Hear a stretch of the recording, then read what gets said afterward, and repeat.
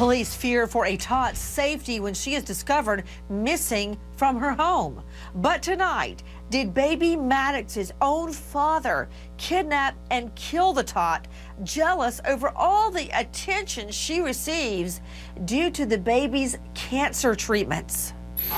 So many unanswered questions about the disappearance of Maddox Lawrence.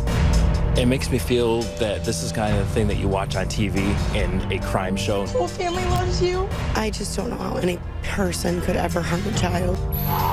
Straight out to Matt Zarrell on the story. Matt, how did we realize the baby was missing? Okay, so what we know is that Maddox's father, Ryan Lawrence, dropped baby Maddox's mother off at work in the early afternoon. Maddox was with them. The mom's working at a mall at a clothing store. Mom expects them to pick them up at the end of her shift at 10 p.m. And the father sends her a text saying their car would be in the parking lot. But when she goes out there into the parking lot, the car is there, the keys are in it. No sign of the father, no sign of baby Maddox. She arrives home at 11 p.m. to find a note from the father claiming he might harm himself and Maddox. The mom begging for the baby's return. Listen. Ryan, please, just at least call. We just want to know that the both of you are safe. The whole family loves you. The whole family wants you both home. And we just want to know that you guys are in a good place. And we'd love to see you both. Matt Zarrell, the baby's body has been discovered. Explain. Yeah, so the baby's body was found just a couple days after the alert. It was pulled from an Onondaga Creek, the Inner Harbor section in Syracuse. Police searched the creek and a small raft was brought out into the water. They actually pulled a small yellow bag from the water that contained the child's remains. Okay, what I don't understand, Matt Zarrell, up until that moment when mommy gets home from work and she sees the baby's not there, the father is not there, there was no indication anything was wrong. What type of cancer did the baby have, Matt? Yeah, the baby had retinoblastoma, which is an eye cancer that develops through a gene mutation. It forms in the retina and can spread to other areas of the body. And Nancy, the parents were bringing Maddox to New York City for weekly treatments, constantly up from Syracuse. That's hours and hours of driving back and forth every weekend. We are now being joined by investigative reporter Tammy Rose. Tammy, thank you so much for being with us. So I understand the mom gets off of work at the boutique where she works at Destiny Mall.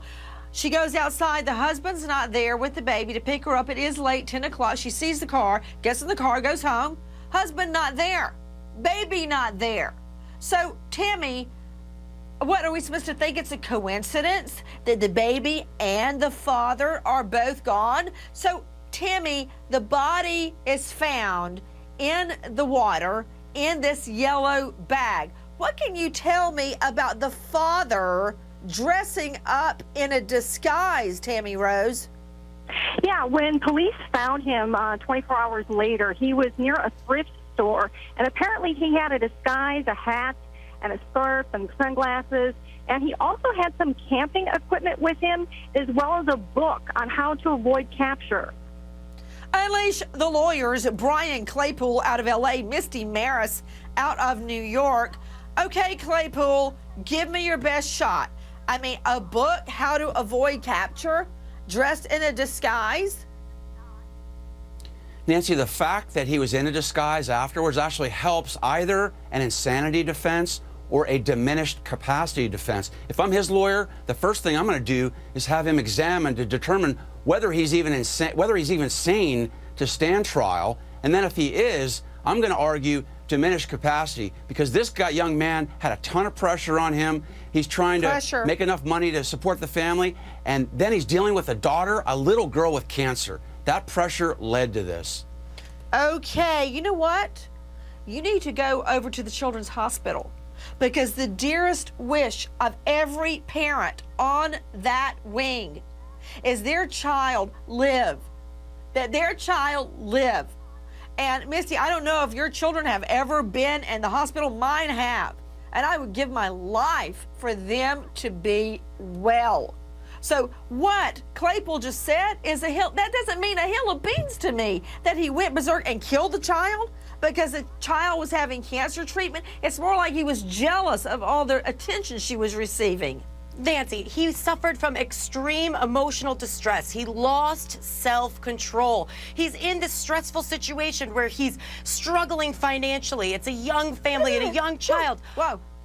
Lost self-control. He could control himself to go into the thrift shop and buy a disguise, pick it out, and buy it. I mean, the guy has on a wig, sunglasses, a hat, the works, and has a book, How to Avoid Capture? The letter that he left to his wife shows that he had mental issues, and that's what the defense is going to raise in this case. This is a tough investigation. Police believe she was taken by her father. Police say the family has had no problems in the past that would ever make them worry. Joining me right now is the father of this child, now suspected in her murder, brother, Richard Lawrence III. Richard, I know you're between a rock and a hard spot. This is your brother that you grew up with. Let me ask you, has he ever been in a mental facility before? No. And I know that you must just be totally shocked, but you also know the baby. I know your family is completely torn in half, and I want to tell you that we have been thinking about you and this little child. Unleash Your Lawyers, and also joining me, Terry Lyles, psychologist and author of Crack the Stress Code. Terry, you heard the defense that he cracked under stress, but when you crack under stress because your child is sick, it doesn't make sense to me that you kill the child. The argument is now being made he was insanely jealous over the child getting all this attention for cancer treatment, Terry. Yeah, Nancey, this really cuts to the core of who I am. I've never said this on national television or to you, but I have a 30-year-old special needs child who's never spoken, never walked a day in his life, and is treated daily. It's one thing to have a thought about making life better for someone else by ending their life, but carrying that out is a whole nother situation.